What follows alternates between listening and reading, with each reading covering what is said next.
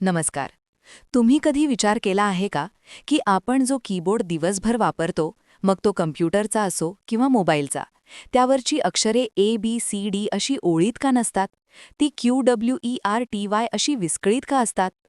हा गोंधळ नेमका कशासाठी? आजच्या विशेष रिपोर्टमध्ये आपण याच प्रश्नाचे उत्तर शोधणार आहोत. नंबर 1. टायपिंगचा वेग की तांत्रिक अडचण? सुरुवातीला म्हणजे 1970च्या दशकात जेव्हा पहिले टाईपरायटर आले, तेव्हा अक्षरे खरं तर ABCD अशा क्रमानेच होती.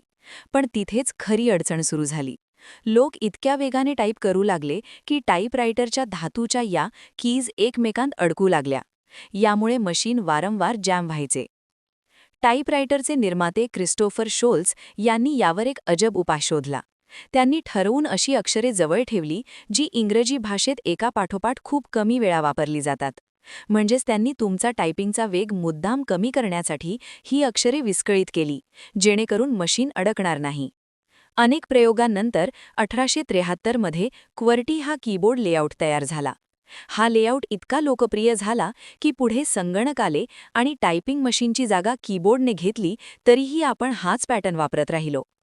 आता वेग का वाढला? आज जरी टायपिंग करताना काही अडकत नसले, तरीही क्वर्टीमुळे दोन्ही हातांच्या बोटांचा वापर समतोल पद्धतीने होतो.